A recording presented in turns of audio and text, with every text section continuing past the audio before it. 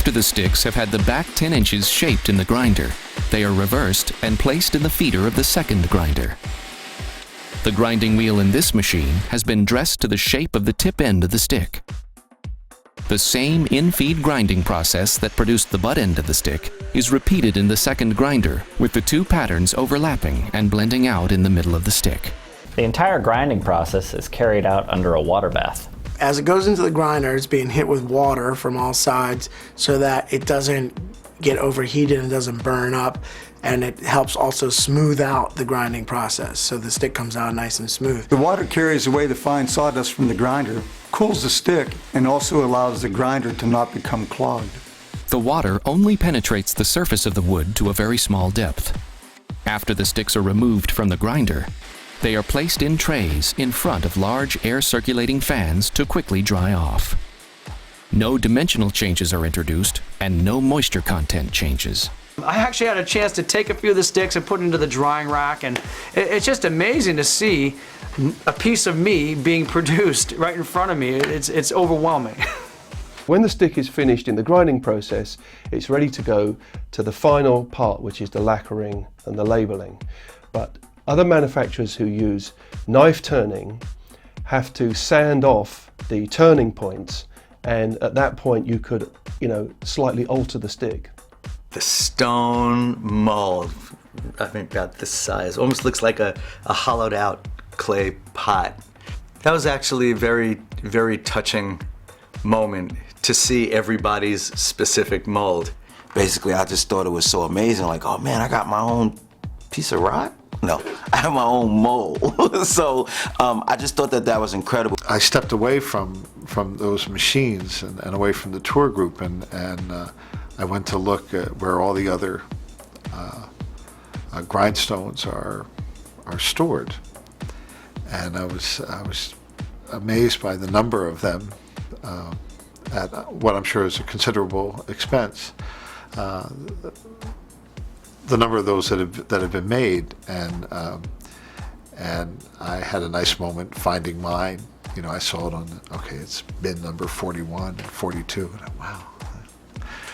And that would be the second signature stick model, the ride stick. When I saw the mold, it was very impressive to see all the different designs, and then to see the process of how the stick went through that to the final stages. Very impressive. Now I'm thinking, how long is it going to take to grind my stick into the proper profile? And at these high-speed machines, it's amazing how quickly those sticks are cut, and the smoothness of how that profile was cut. But then you see the machine that they put it in, and how the process of the stick going in and getting cut up so fast, and whatever the RPMs are and everything, it was fantastic.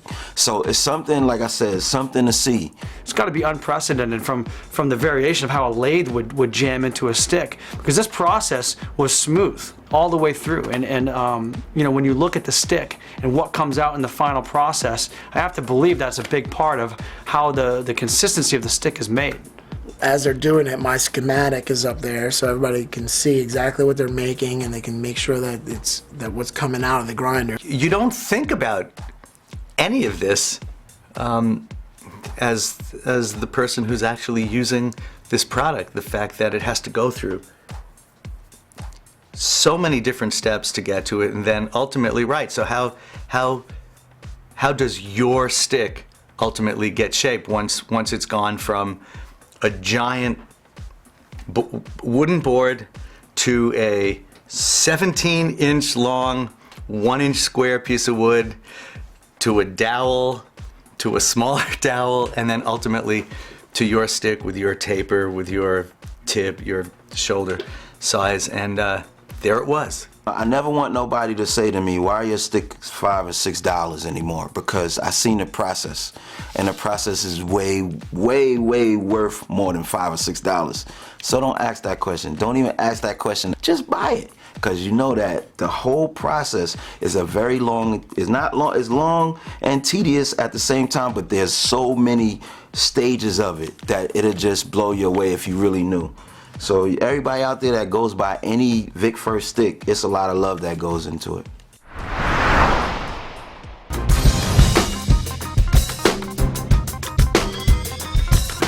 My background is such that I'm not just a manufacturer. I played professionally 50 years in the Boston Symphony as timpanist.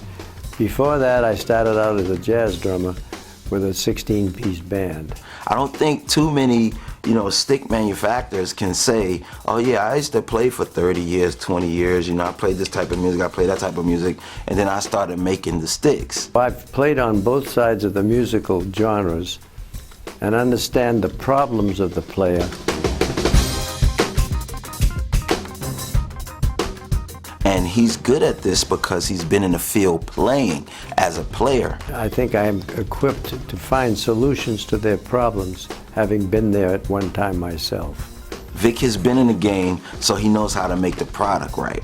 So the product will service you right because he's been in the game. So he knows the ups and downs, and he's made it a strong product. Like, I go to war with these sticks, you know what I mean?